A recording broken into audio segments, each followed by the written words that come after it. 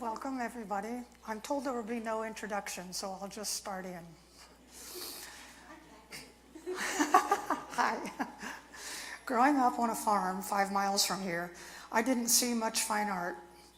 But as a child, I loved to draw. And in high school, I always signed up for art class, even though it wasn't supposed to be for people like me. As a student at Manchester College, I declared an art major and eventually graduated with that degree. I was fortunate that in my sophomore year in college, I went to Barcelona, Spain for a year of study abroad. In Spain, I was able to attend an art school thanks to an arrangement made by Jim Adams, the professor in charge of the Brethren College Abroad program in Spain. At the art school in Spain, the Escuela Massana, I met international artists and for the first time began to see the possibility of art as a career. Upon my return to Manchester College, I began looking for opportunities to make art a central focus in my life. I spent my junior year and senior years of college attending the John Herron School of Art in Indianapolis. In order to pay my bills and tuition for the school, I got work-study jobs, first at the Children's Museum in Indianapolis, then at the Indianapolis Museum of Art, where I worked in the conservation lab. In the conservation lab, I found an entrance to a possible career in art that would come with a salary, health insurance, and a pension, things that had become clear to me that were important and would be a good deal more stable than a life as a freewheeling fine artist. With that in mind, I applied for and succeeded in securing entrance into an art conservation program, graduate school program at the University of Delaware and the Winterthur Art Museum. Upon finishing my degree in art conservation, I began work at the Indiana University Art Museum. 2 years later, an opening came at the National Gallery of Art in Washington, D.C., and now this is my first picture that you might or might not be able to see. This is a picture of the West Wing of the National Gallery of Art in Washington, D.C. But as I said, these will be available at the end of the talk.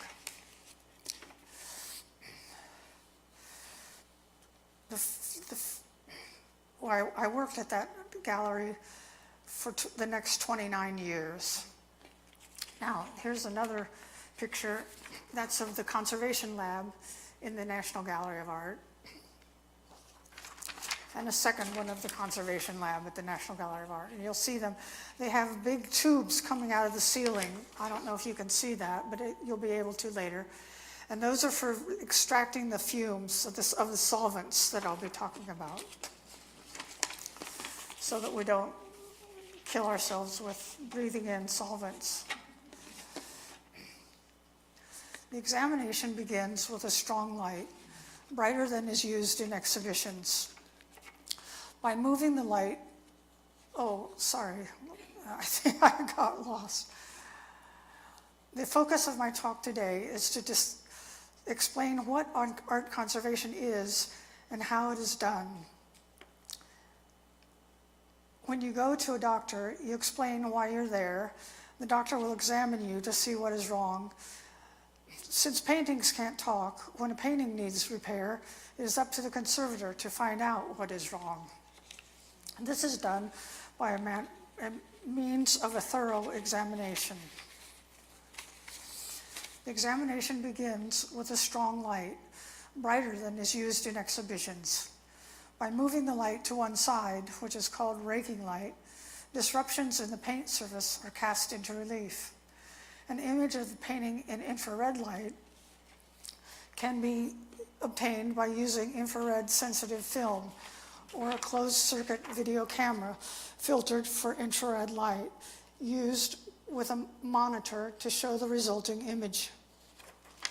This is called reflectography, and I have 3 images of reflectography being done.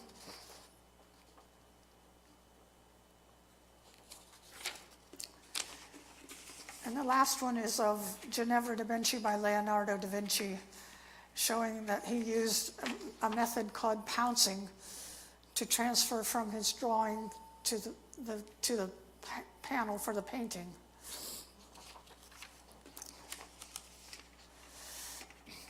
X-radiographs can be taken. These reveal the distribution of lead white across the surface and often show dark areas where losses have occurred. An X-ray will show joins in a panel if these are not visible to the naked eye. This is an X-ray machine being used to make an X-ray, and on the light box to the side you can see that the resulting X-rays are being taped up to make a composite.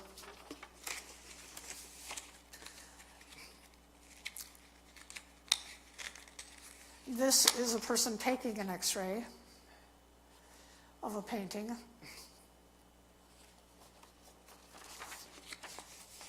And this is an X-ray of Giovanni Tiepolo's young lady with a fan, and you can see the changes that the artist made. He started out to have the fan be expanded and then later painted it as a single layer here.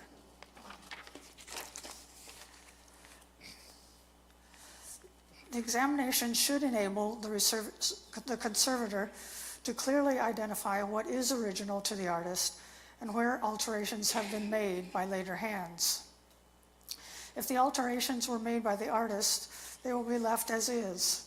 If they are later, it is important to try to understand why they were made and to decide if they should be left in place. Generally, they should not be left in place, but once in a while you hit a rare thing that they do. Once the examination is complete, it is next on the agenda to complete any structural repairs. Structural repairs in canvas paintings are made when there are long tears. These will be realigned, rewoven, and you might need to add a thread if too much has been missing. You can also add threads across the tear to reinforce it from the reverse. If there's an actual hole, you need to insert a piece of similar weight and weave fabric where the canvas is missing. In panel paintings, generally the only repairs are if there are two panels that have broken apart and they need to be glued back together. Once the painting is structurally sound, the process of cleaning can begin. The first step is to remove any surface grime. You can use a swab dipped in water, or sometimes saliva is slightly more effective than water. When the surface grime is removed, tests for removing the varnish begin. Cotton wrapped on the end of a toothpick makes a small swab which can be dipped in solvents and tested on different discrete areas. Beginning with the least active solvents, continuing into more powerful solvents until you find one that is effective on the varnish but does not affect the paint. Then, using this solvent or mixture of solvents, swabs about the size of Q-tips but on slightly larger and put on sticks instead of Q-tips are used to roll over the surface, removing the varnish. And here's a picture of someone removing the varnish from Andrea del Sarto's painting. And when you look at this painting, you'll be able to see there's a difference between the blue, where it's the most strong change has been in the blues from the yellow form of the varnish to the actual color of the paint. When the varnish has been removed, it is time to repeat testing, this time on repaint and retouching. Obviously, any retouching applied by the artist would not be removed. Often you'll find places where the artist, like in the Goya, where they changed their mind and completely repainted part of the painting, and you want to leave that there. After removing all the discolored repaint, the painting is given a coat of removable, non-discoloring varnish. Several varnishes have been developed for conservation use, among them B67, B72, and Regal Res. Sometimes, in order to get the fully saturated surface, we will put a very thin layer of Damar varnish, even though it yellows, because we've assumed that if there's a non-yellowing varnish on top of it, it might protect it and keep it, and if it's very thin, it won't discolor quite as much. When the first layer of varnish, which is called an isolating layer, is dry, the filling and retouching can begin. Filling is put into deep losses to bring the surface up to that of the surrounding paint, much like spackle on the surface of a wall. Painting the losses to match the surrounding paint is next.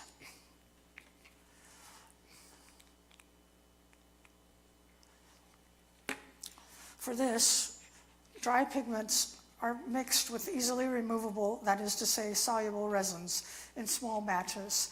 And actually, I'm ahead of myself there. This is actually still one that I have to show you a picture. That's a picture of me mixing small batches of pigment with resins in order to in-paint that painting.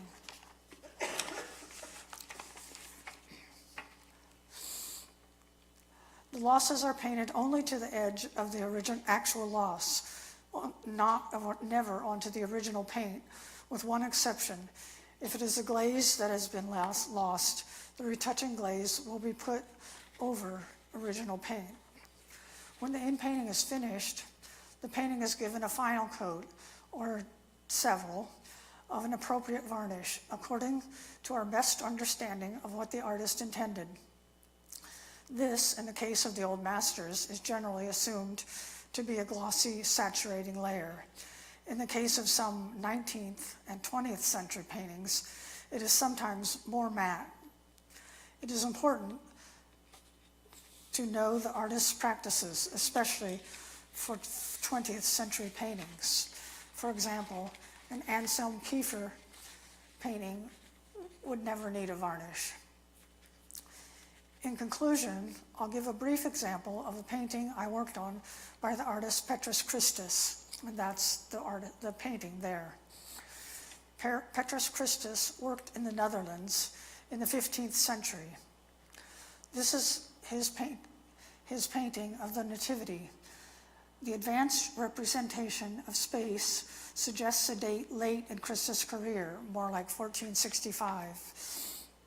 When he was preoccupied with the rational coordination of natural phenomena.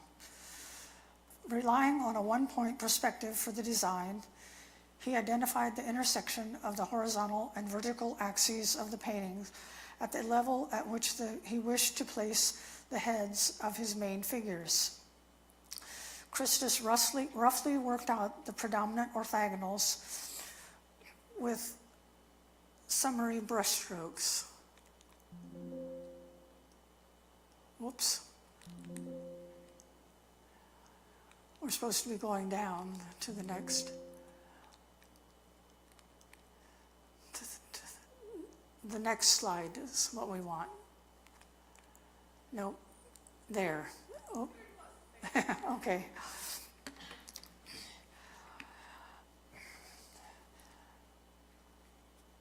And then he situated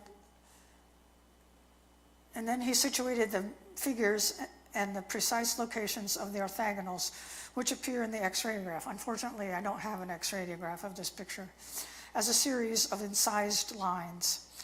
He used a compass for the roundels and arch, and incised various triangular shapes to the peak of the shed before painting them. A few of the steps Christus employed to construct the perspective are described in Alberti's On Painting. Dividing the ground line here, the threshold, into uniform intervals, drawing orthogonals from this line to the vanishing point, and making these interval measurements 1/3 the height of the main figures. Although Christus' figures are not 1/2 the height of the painting, as Alberti suggested they should be, the middle ground figures are properly diminished in their distance.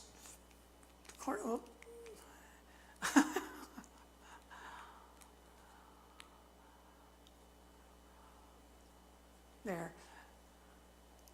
Now I'm trying to show those shepherds in the background there. Oh, here's the pointer. Let's go back one slide. Yeah, there. Those shepherds are made smaller than these figures, which is according to perspective. The gold mandorla is not done in perspective, and Petrus Christus did not use gold leaf in any other of his paintings, leading to the conclusion that it was not put on by him, but rather a late addition by one of the Spanish owners. And this is the mandorla I'm speaking about, this gold thing here. Our current preference is for the painting to reflect the artist's conception, so the gold leaf was removed, revealing the Christ child on the ground instead of. And these are some cross sections. These are sections made through the paint, sort of like slices. And you can see, this is the blue layer, then an isolating layer, and that's the varnish on the top. It's reflecting ultraviolet. This is an ultraviolet light picture, and it shows the varnish reflecting yellow gold. So in the end, it was decided to take off this mandorla and leave the Christ child actually sitting on the Virgin's mantle as he intended it to be. And that's it. Any questions? Yes. We're going to bring the mic if you have a question. So Oh. the mic's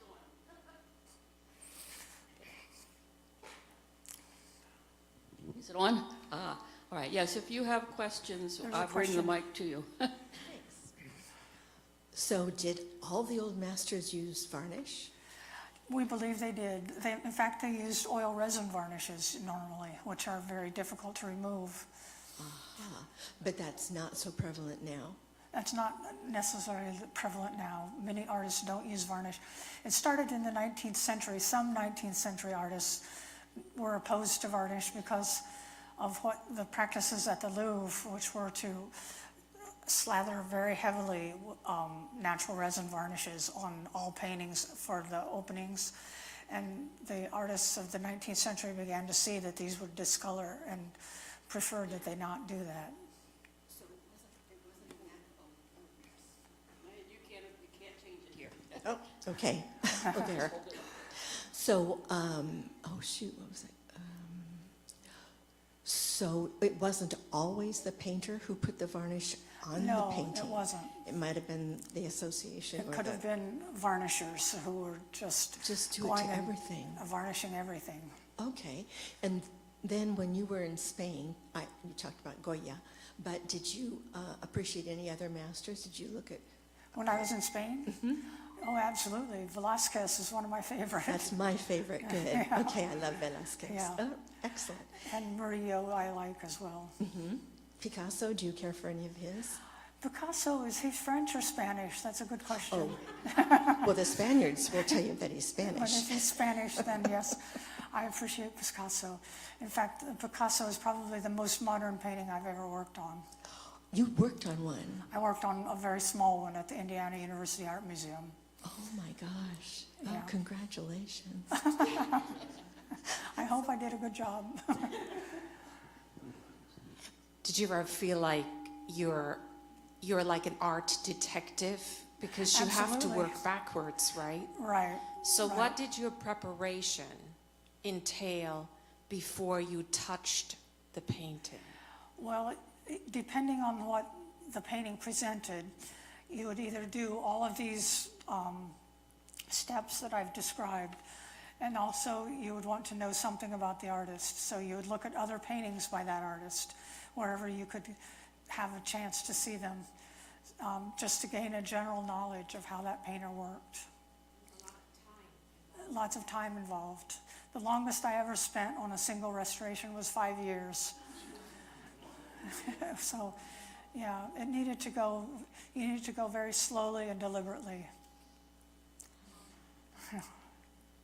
Who else? Anybody else? Anybody else? These pictures that she held up, we will put on the table so that you can get a closer look when you leave. So you went into painting art restoration, I assume there's lots of other kinds of restoration. Absolutely, that's a good question. And were they also taught at Winter? Yes. The main areas of conservation are painting, paper, objects, and photographs. You might be surprised to hear photographs, but that's now a very strong area in conservation because photographs are becoming more and more valuable and more important in art collections. Have another one. I was wondering how many conservators were at the National Gallery of Art? That's a very good question. I don't know if I have an absolute answer. Let's see, there were 8 in painting conservation, 5 in paper conservation.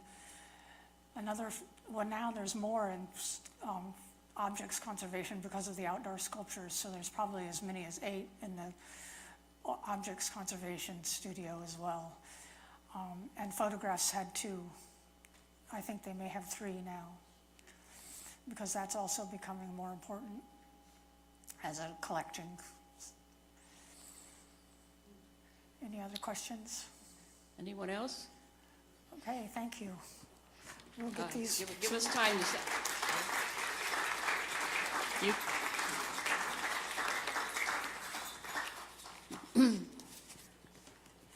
And if you're too shy to ask your question out loud, I'll answer it privately.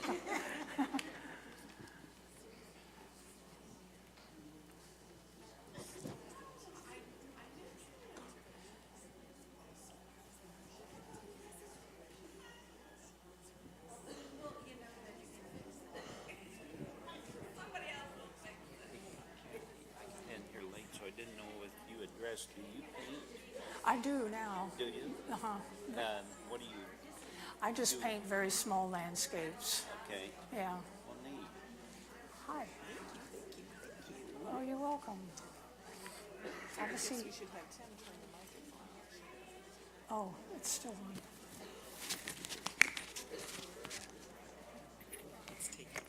Cathy, on Antiques Roadshow, when they show, they have famous paintings, but they have a corner and stuff. Did you know those kind of? Yeah. Yeah.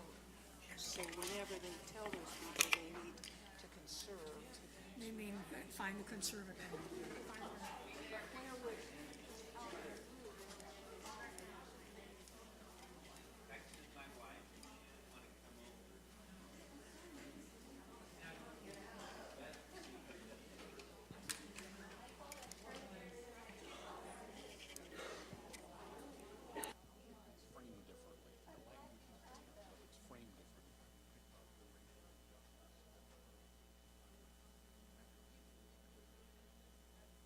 Get somebody to develop this oil well.